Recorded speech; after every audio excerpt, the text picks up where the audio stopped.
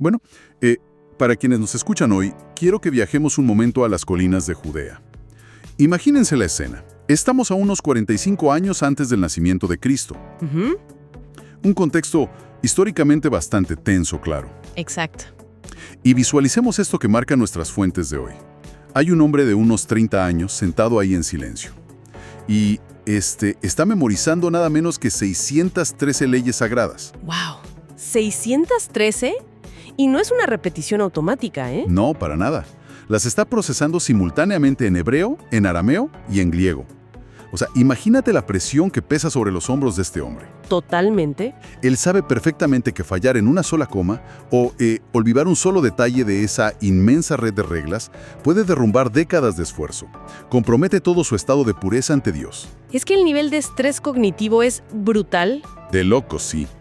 Así que nuestra misión en este análisis profundo de hoy es, digamos, tomar todas estas notas y fuentes históricas compartidas y desmentir una idea. Una idea que lleva milenios circulando, ¿verdad? Así es.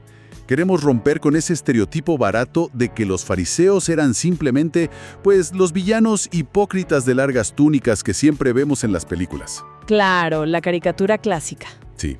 Hoy vamos a descubrir la brutal presión física, logística y la verdad psicológica bajo la que esta gente intentaba sobrevivir. Y me encanta que abordemos esto porque para lograr entender esa presión, tenemos que desechar la visión de cuento moral. Hay que empezar a ver a estos individuos como seres humanos, reales. Ujú. Seres humanos con vidas súper complicadas. O de un exceso de celo religioso porque sí. Claro, no era fanatismo vacío. Para nada, estamos frente a un sistema legal y una arquitectura de vida que llevaba la capacidad mental y también física humana hasta su límite absoluto. Fíjate que cuando leí las notas sobre la rutina diaria, yo quedé totalmente desconcertado. Simplemente no entendía cómo era humanamente posible vivir así sin colapsar, no sé, por el estrés. Es que cualquiera de nosotros colapsaría al mediodía, seguro. Sí. Para ilustrarlo, las fuentes nos dan el ejemplo de un fariseo común, un sastre al que llaman Shammai ben Eleazar, en el año 25 de nuestra era. Ajá, en pleno Jerusalén. Exacto. El sol sale a las 5 de la mañana en Jerusalén. Shammai ya está despierto, pero, a ver, no es que se levante a estirarse o a prepararse un café tranquilo. Ojalá, pero no. Antes de que sus pies siquiera toquen el suelo, su cerebro ya está ejecutando un escáner completo de pureza ritual. Así es, su primera tarea cognitiva del día es una lista de verificación mental. Es como, ¿durmió del lado correcto? Uf. Durante la noche, de manera totalmente inconsciente, su mano tocó alguna parte impura de su propio cuerpo. ¡Wow! ¡Qué nivel de detalle! Y la tensión comienza en el segundo cero de su día, porque si la respuesta a cualquiera de esas preguntas es sí, ya se encuentra en un estado de impureza. Y eso debe resolverse inmediatamente antes de la oración del amanecer. Espera, a ver si entiendo. ¿Me estás diciendo que si el pobre hombre se rascó el brazo mientras dormía, ya hay un problema logístico masivo en su casa? Literalmente sí, un problema enorme. Porque, y aquí entramos al problema más básico y francamente más brutal que mencionan las fuentes, estamos en la Jerusalén del siglo I. No hay tuberías modernas, no hay grifos. Cero plomería como la conocemos, claro. Hablamos de una ciudad con unos 80,000 habitantes permanentes que además, en épocas de fiestas como la Pascua, explota hasta alcanzar las 240,000 personas. Una locura de gente para esa época. Entonces la gran pregunta es, ¿de dónde sacan el agua para purificarse todos los días? Esa es la gran crisis logística de la que hablábamos. Imagínate a 240,000 personas en medio del Medio Oriente necesitando agua. En el desierto, básicamente. Exacto. Una ciudad que depende estrictamente de cisternas subterráneas, algunos pozos por ahí, y un río que, bueno, durante los meses de verano se reduce a un hilito de barro. Pura tierra. Y el desafío se multiplica porque para un fariseo no basta con tener agua almacenada en una jarra. Necesitan lo que en hebreo se conoce como meim. Meim. Ok. ¿Y eso qué significa exactamente? Se traduce como agua viva. Esto significa que el agua no puede estar estancada bajo ninguna circunstancia. Tiene que haber fluido naturalmente, ya sea directamente de la lluvia o de un manantial. O sea, Tiene que estar en movimiento. Exactamente. Y con esa agua viva, un fariseo promedio debía lavarse las manos de una manera ultra específica, hasta 3 veces antes de siquiera probar un bocado de su desayuno. Pero a ver, no era simplemente sumergir las manos en un balde y secárselas con una toalla. No, ojalá fuera tan fácil. Las fuentes son muy claras en que era un procedimiento milimétrico. El agua tenía que caer desde arriba de las muñecas, bajando hacia los dedos. Sí, por la gravedad, para arrastrar la impureza. Además, no podía provenir de un recipiente que hubiera sido contaminado previamente. Yo me pongo a pensar en este sastre Shammai, caminando a oscuras en la madrugada hacia su tinaja de barro. Y revisándola con un cuidado extremo. ¡Exacto! Tiene que examinar si el borde tiene alguna grieta nueva o, no sé, si algún insecto microscópico se cayó dentro del agua durante la noche. Porque si hay un insecto muerto, el agua ya no sirve. Porque la lógica es implacable, ¿no? Si el lavado es inválido, su oración de la mañana es inválida. Y si no hay oración válida, todo su día arranca bajo una nube de impureza legal. Es un efecto dominó terrible. Es como, imagínate intentar usar tu teléfono celular con una aplicación en segundo plano que te consume el 99% de la batería. ¿No te queda energía mental para absolutamente nada más? Es una excelente forma de verlo. El ancho de banda mental que requería esto era colosal. Yo estaba asombrada leyendo esto. Sí, agota de solo pensarlo. Y esa impureza de la que hablas no era solo un tema de culpa personal, no era solo me siento mal con Dios. Tenía consecuencias sociales verdaderamente devastadoras. ¿Ah, sí? ¿Cómo cuáles? Bueno, ese lavado de manos era apenas la punta del iceberg de un sistema gigantesco. Hablamos de 222 leyes estrictas sobre la pureza ritual. Estas normativas abarcaban cada milímetro de la vida cotidiana. ¿222 leyes solo para pureza? ¡Wow! Dictaban cosas como de qué material debían ser las ollas que usabas para cocinar, o si era legalmente seguro pedirle un plato prestado a tu propio vecino. O sea, desconfiabas hasta del vecino. Totalmente. O algo tan extremo como determinar si podías sentarte en una simple silla. Si en las últimas 7 semanas alguien que había tocado un cadáver se había sentado en esa misma silla, pues la silla era impura. 7 semanas es muchísimo tiempo. Así es. Y si tú te sentabas ahí, te contaminaba a ti directamente por contacto. Claro, lo que convierte el simple hecho de salir a trabajar en un campo minado absoluto. Digamos que Shammai sale de su casa y va al mercado local, ¿no? A comprar pescado para alimentar a su familia. Una tarea de lo más normal. Pero no es una transacción normal para él. Mientras espera en la fila, tiene que estar preguntándose 1000 cosas. ¿El vendedor de pescado se lavó las manos con Meijimoy? ¿Está puro su cesto? Exacto. ¿El cesto de mimbre donde tiene la mercancía fue purificado correctamente? ¿El dinero de cobre que me está dando de cambio pasó en algún momento por las manos de un gentil? Ese es un punto clave, el contacto con los no judíos. Porque según los textos que revisamos, el solo contacto con un no judío o con cualquiera de sus pertenencias transmitía impureza de forma automática. Inmediatamente. Entonces yo me pregunto, ¿cómo funcionaba la economía de una ciudad entera si la mitad de la gente o las monedas estaban técnicamente impuras? Pues mira, la economía funcionaba a través de debates legales interminables. O sea, la jurisprudencia rabínica sobre estos casos cotidianos era fascinante. Me imagino los rabinos discutiendo todo el día. Literal. Existían diferentes escuelas de pensamiento intentando resolver estos atascos logísticos. Por ejemplo, estaba la escuela de Hillel, que tenía una visión, digamos, un poco más pragmática y flexible. Un poco más relajados dentro de lo que cabe. Exacto. Ellos argumentaban que si un gentil te pasaba una moneda directamente a la palma de la mano, la transacción era aceptable y no te contaminabas de inmediato. Ah, ok. Te salvabas temporalmente. Pero por otro lado estaba la escuela de Shammai, que era muchísimo más rigurosa y estricta. Ellos establecían que incluso ese contacto indirecto a través del metal te transfería la impureza sin excusas. O sea, estabas contaminado sí o sí con Shammai. Así es. Y no hay que olvidar que estas no eran simples tertulias de café de un par de eruditos. Estas escuelas eran facciones políticas reales, con mucho peso. Tenían una influencia directa en las decisiones del Tribunal Supremo Judío, el Sanedrín. Lo cual nos lleva a un escenario que, sinceramente, a mí me parece una pesadilla comercial. Pensemos otra vez en el trabajo de Shammai como sastre. Sus mejores clientes probablemente sean Comerciantes extranjeros que pasan por Jerusalén. Seguro que sí, los que tenían el dinero. Tal vez un mercader griego muy adinerado. Y este griego es un gentil. Shammai le está haciendo un traje de lino de altísima calidad. Pero resulta que el simple hecho de entrar a la tienda del griego ya es un problema grave. Porque el piso mismo de la tienda transmite impureza. Exacto. Y si el cliente, en señal de buen trato, le tiende la mano para cerrar el trato, ¿qué hace nuestro sastre? Le rechaza el saludo y ofende al cliente. Perdiendo el negocio, claro. Y pierde el ingreso que necesita desesperadamente para alimentar a su familia. Todo para mantenerse puro. Es una tensión constante entre la supervivencia económica y la obediencia religiosa. Estaban literalmente atrapados. Atrapados en una red donde cada interacción humana tenía un peso teológico inmenso.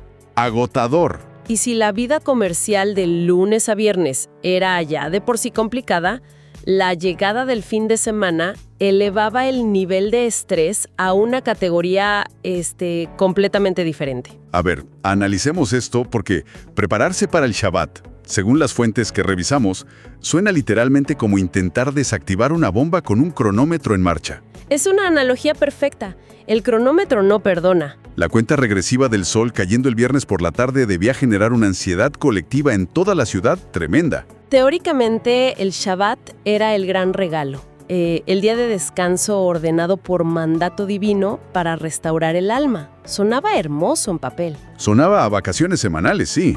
Pero, en la práctica, asegurarse de cumplirlo sin romper ni una sola regla lo convertía en la actividad más técnicamente exigente y agotadora de toda la semana. ¿Y cómo no? Si cualquier detallito te arruinaba todo. Todo el estrés comenzaba por una diferencia teológica crítica de tan solo 18 minutos. O sea, 18 minutos de diferencia. ¡Wow! La escuela de Shammai determinó que el Shabbat empezaba exactamente 18 minutos antes de la puesta del sol del viernes. Ok. Pero Hillel, en cambio, sostenía que iniciaba en el instante exacto de la puesta del sol. Entonces tenías a la gente mirando el cielo con un nivel de paranoia brutal. Imagínate, si te equivocabas calculando esos 18 minutos en el horizonte, la acción de encender una simple vela en tu casa pasaba de ser un hermoso acto sagrado a convertirse en una violación directa y punible de la ley divina. Y la lista de tareas que las familias tenían que completar antes de que ese cronómetro llegara a cero es verdaderamente de locos. Todos los preparativos debían ser absolutamente perfectos. Las comidas, la casa, todo. Las ollas pesadas de barro con comida caliente tenían que estar ya colocadas sobre el fuego. Y ojo, tenían que calcular con precisión casi científica el calor residual de las brasas. Claro, para que la comida se mantuviera caliente por las próximas 24 horas. Exactamente, porque el acto de iniciar o incluso avivar un fuego durante el Shabbat estaba terminantemente prohibido. Te quedabas comiendo frío si calculabas mal. Y no solo eso, incluso el ganado era un problema legal enorme. Sí, leí sobre los animales. Los animales domésticos no podían tener atada una soga que midiera más de 2 metros de largo. Así es.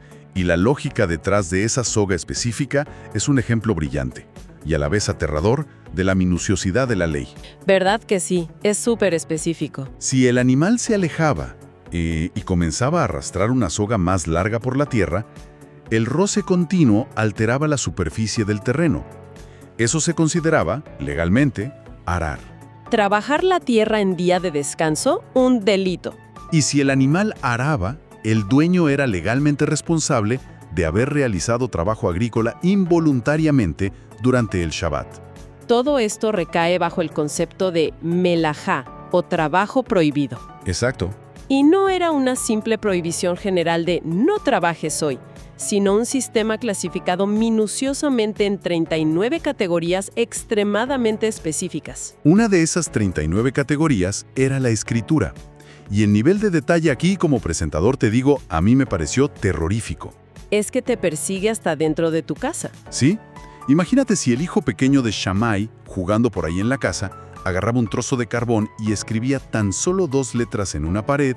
Eso ya constituía trabajo formal. 2 letras, nada más. Si el niño lo hacía justo después del crepúsculo del viernes, era una violación gravísima que requería un sacrificio de expiación. Imagina al pobre Shammai, sudando de miedo. tratando de vigilar a sus hijos, vigilar el fuego de la cocina, vigilar a los animales. Y todo esto sin relojes modernos, ¿eh? Solo mirando ansiosamente el sol para no cometer un error. De hecho, la paranoia llegaba al punto de que incluso salir a caminar, no sé, para buscar un poco de agua en la noche, se volvía un riesgo legal altísimo. Por el simple hecho de salir de tu casa. Claro, porque para poder cargar cualquier objeto, por pequeño que fuera, tenías que asegurarte de no sacarlo de un dominio privado hacia un dominio público. Ah, el problema de los dominios. Sí, y para solucionar este problema, en las calles de la ciudad, los fariseos desarrollaron un mecanismo fascinante llamado el Erub. Uf, el Erub es una de las cosas más increíbles que encontré en la investigación. O sea, ante la imposibilidad de no poder cargar ni unas benditas llaves en la calle, usaban cuerdas. Soluciones ingeniosas para problemas estrictos. Tendían sogas a unos 3 metros de altura, conectando las esquinas de los callejones y las calles. Al hacer este marco físico con cuerdas, la ley interpretaba que estaban creando el equivalente a una puerta. Una puerta virtual, digamos. Exacto. Y al haber una puerta, todo ese espacio público se transformaba conceptualmente en un gran patio doméstico compartido. Y mágicamente ya estás en un dominio privado. Así, al estar técnicamente dentro de una gran casa, la gente podía transportar objetos sin violar la prohibición. Es una genialidad técnica. Utilizaron una laguna legal brillante para resolver un problema espiritual insuperable. Lo fascinante aquí es cómo esta solución técnica revela su forma tan particular de ver el mundo. Para ellos, la ley no era algo que pudiera ser ignorado bajo ninguna circunstancia. Era la ley de Dios al fin y al cabo. Pero sí era algo que podía ser navegado con el intelecto.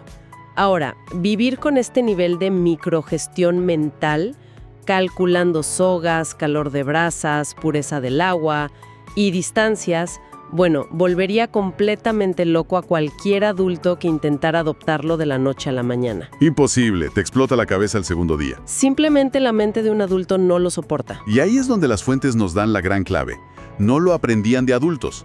La única forma de que una persona pudiera procesar esta avalancha de reglas sin colapsar es porque sus cerebros eran formateados desde la primera infancia para funcionar de esa manera. Totalmente. Desde que daban sus primeros pasos, el cronograma de formación educativa era tan riguroso como la ley misma. A la edad de 5 años, los niños ya iniciaban formalmente su inmersión en la Torá. A los 5 años, cuando los niños de hoy apenas están jugando con plastilina. Así es. Y para cuando cumplían 10 años, la exigencia se volvía astronómica. Debían ser capaces de recitar de memoria los 5 libros completos de Moisés. Génesis, Éxodo, Levítico, Números y Deuteronomio. De memoria. Completitos. Y ojo, no bastaba con saber las palabras en hebreo antiguo, que ya es bastante difícil. Tenían que recitarlas dominando la melodía tonal correcta. Me detengo ahí porque, te digo, eso me voló la cabeza. ¿Por qué la melodía? O sea, si sabes la palabra, ya sabes la palabra, ¿no? Uno pensaría que sí. Pero las fuentes indican que, como el hebreo escrito antiguo no tenía vocales, la tradición oral que definía cómo sonaba la palabra era lo que fijaba su significado real. Exacto. El tono lo era todo. Si un niño cambiaba la entonación o el ritmo del cántico, podía estar transformando una bendición en una maldición o alterando el significado legal de una ordenanza de Dios. ¡Qué estrés! El nivel de presión sobre un niño de 10 años para no equivocarse en el tono de un texto gigante es impensable. Y ese era solo el comienzo de la presión. Luego llegaba el gran punto de inflexión en la vida de un joven judío, que es el bar mitzvah a los 13 años. El momento de la verdad. En ese momento, ya asumían plena responsabilidad legal ante la comunidad. Y más importante, ante Dios. Ahí tomaban la decisión que definiría el resto de sus vidas por completo. ¿Y cuáles eran las opciones? La mayoría simplemente volvía al oficio de sus padres, usando la Torá como una guía moral para ser buenos ciudadanos y ya.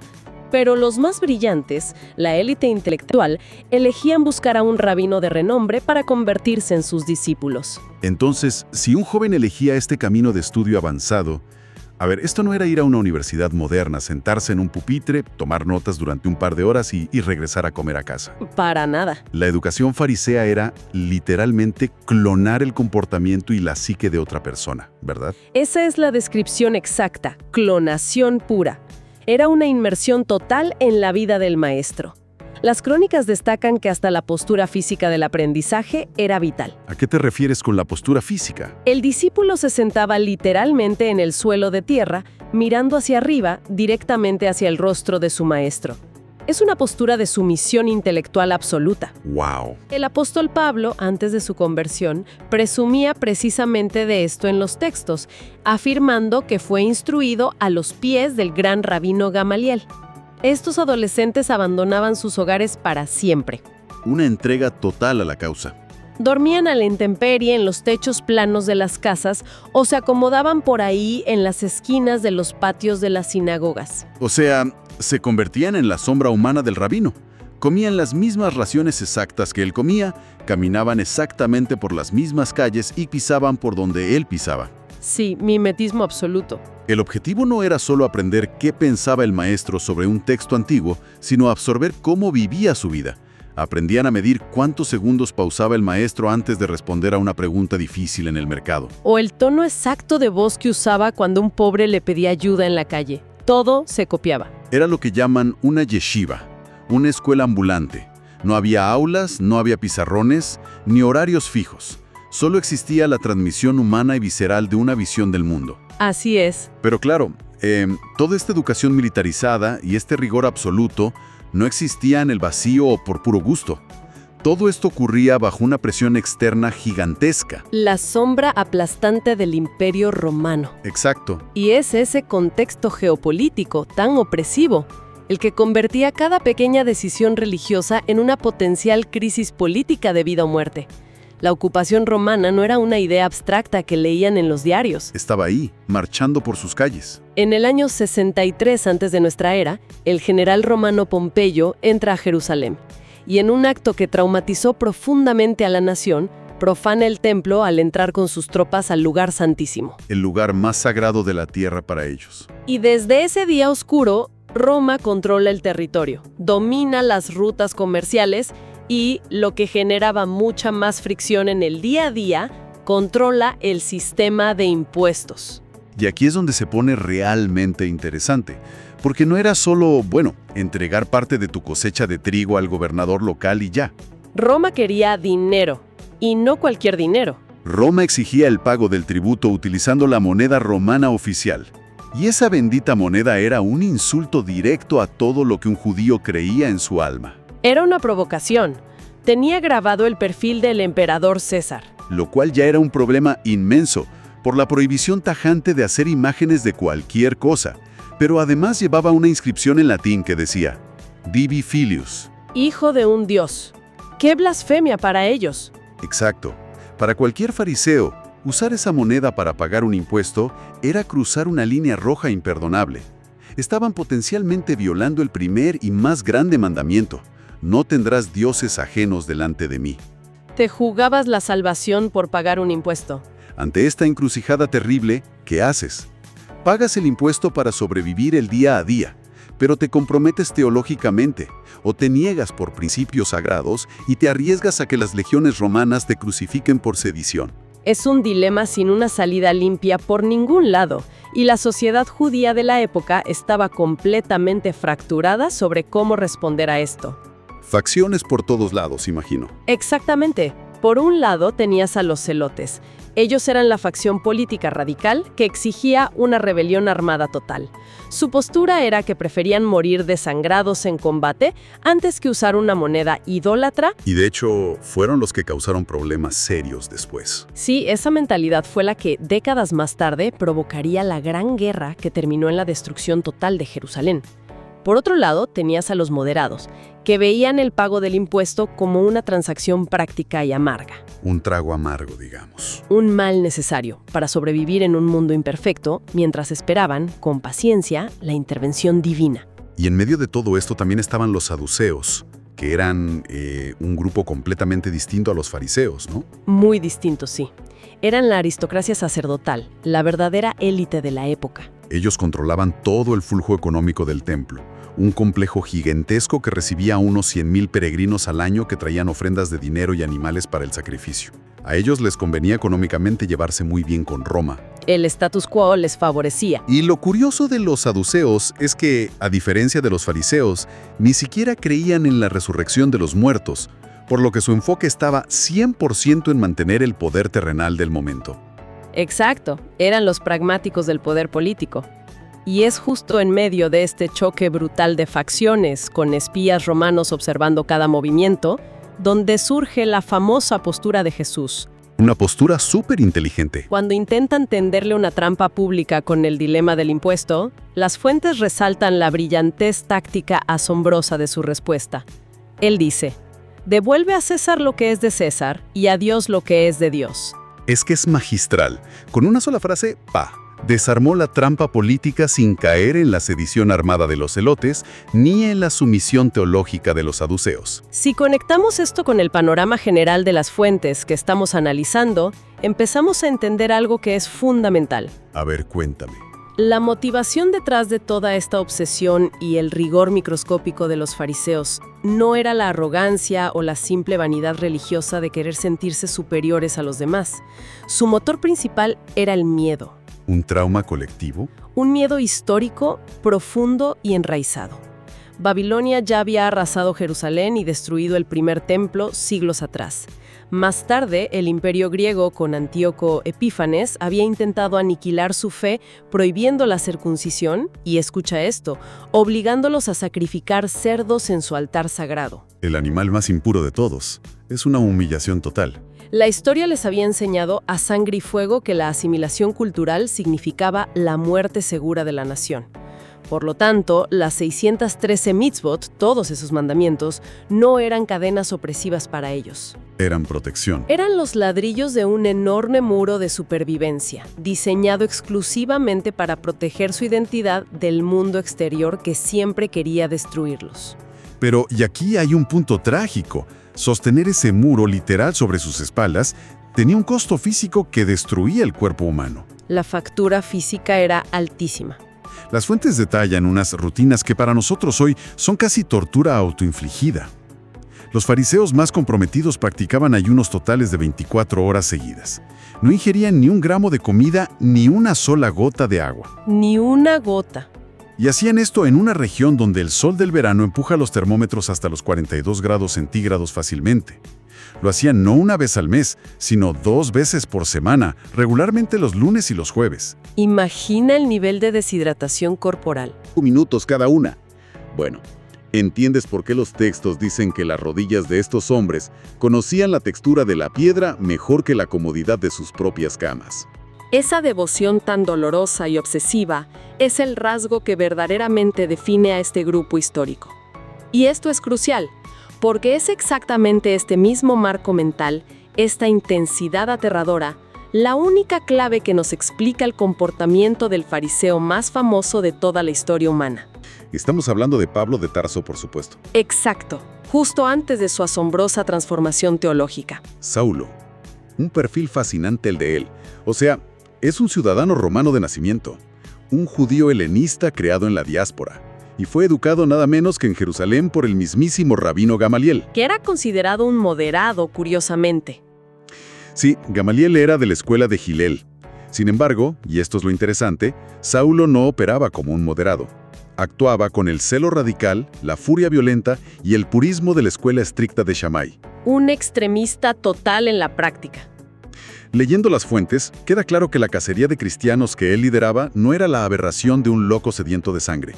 Era la expresión lógica y coherente de todo su sistema de creencias hiperestricto.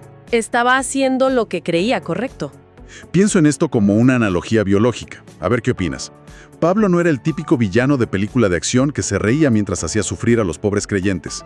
En su mente, él era como los glóbulos blancos. Ah, me gusta esa idea. Él era el sistema inmunológico, atacando furiosamente a un virus mortal que amenazaba con infectar y destruir todo el orden social judío que tanto les costó contener.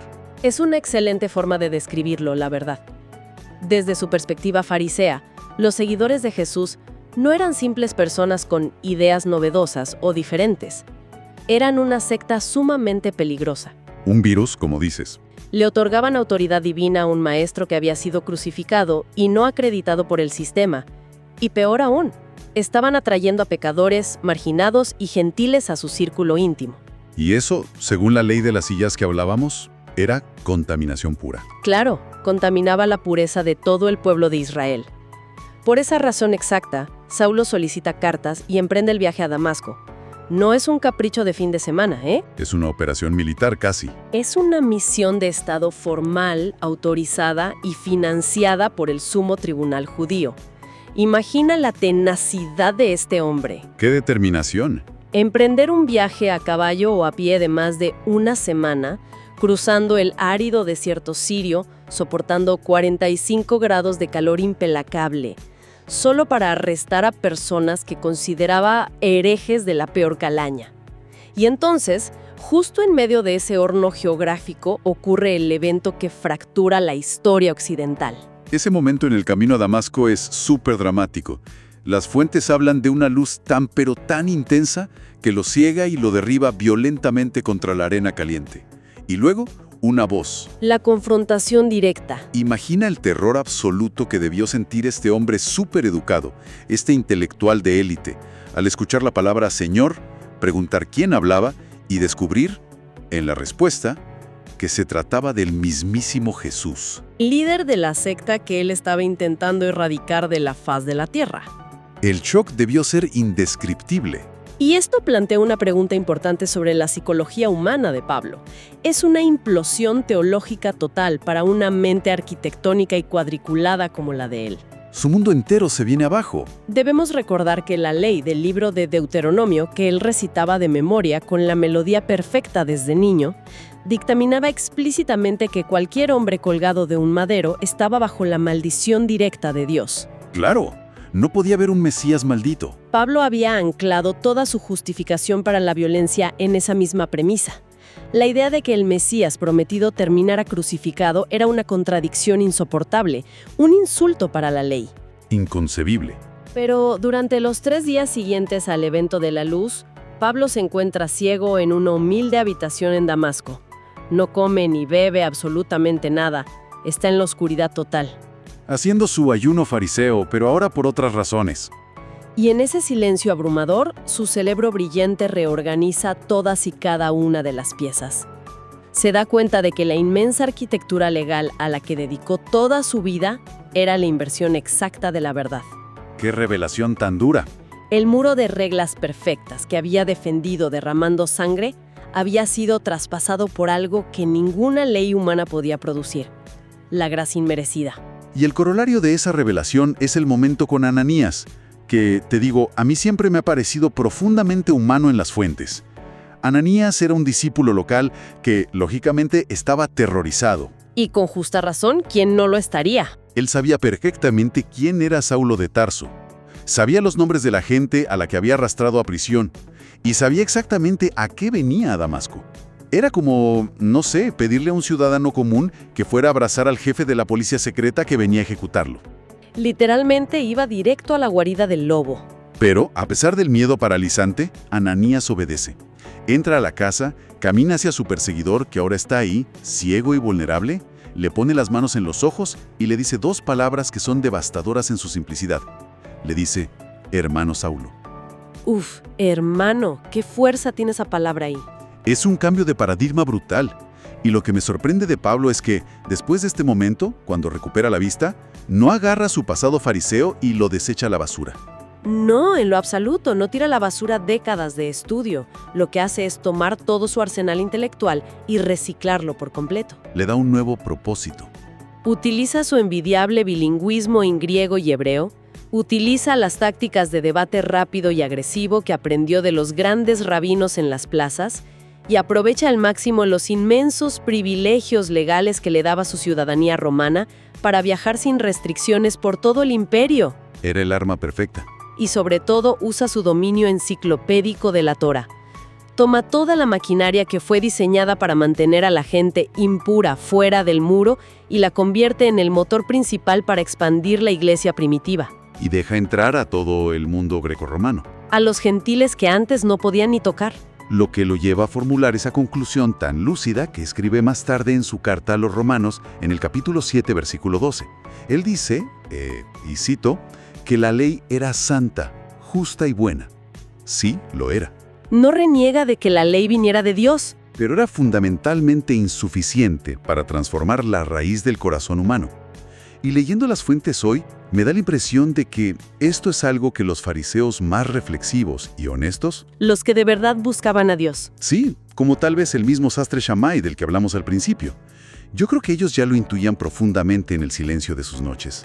Sabían que, sin importar cuántos rituales milimétricos de agua viva hicieran en la madrugada, o qué tan exactos fueran para medir los 18 minutos del inicio del Shabbat, siempre, seguía existiendo una distancia abismal. Un muro infranqueable. Un vacío frío entre sus esfuerzos humanos constantes y la presencia real de Dios. Y eso debió ser un peso existencial tremendo. Entonces, a manera de resumen, ¿qué significa todo esto que hemos analizado a fondo hoy? Significa que los fariseos no eran simples hipócritas de caricatura movidos por la maldad pura, como nos hicieron creer. Eran seres complejos, atrapados en su historia. Eran hombres reales cargando sobre sus hombros el peso agobiante de 1000 años de traumas y guerras, tratando desesperadamente de sobrevivir y proteger a su nación a través de una devoción extenuante. Una devoción que te quebraba la espalda. Y en ese largo proceso, pues, se toparon de frente con el límite absoluto, inquebrantable del esfuerzo humano. Exactamente. Al verlos con esta lupa histórica, con empatía, entendemos que se requiere de un valor inmenso, casi sobrehumano, para llegar a ese límite, detenerse y admitir algo doloroso. Admitir que el sistema perfecto de reglas que has construido con sangre, sudor y lágrimas durante toda tu vida simplemente no es suficiente para salvarte. Es rendirse ante la evidencia. Y creo que esa conclusión final nos deja a todos los que nos escuchan, con una idea fascinante para reflexionar por nuestra cuenta esta semana. A ver, ¿cuál es esa idea? Porque, de alguna manera u otra, cada uno de nosotros invierte una energía enorme en construir nuestros propios muros modernos, ¿verdad? Definitivamente. Pueden ser muros de rutinas impecables de productividad, muros de reglas inquebrantables de comportamiento ético, o incluso armaduras de ideologías políticas o sociales súper estrictas. Y hacemos todo esto con el único fin de protegernos del caos y la incertidumbre del mundo exterior. Para sentir que tenemos el control de algo. Exacto. Así que la gran pregunta que nos deja la historia de estos fariseos del siglo I es esta. ¿En qué momento exacto esos muros impecables que construimos dejan de ser la fortaleza que nos protege del mal para convertirse silenciosamente en la prisión que nos aísla de la misma verdad o de la misma conexión humana que estábamos buscando desde el principio?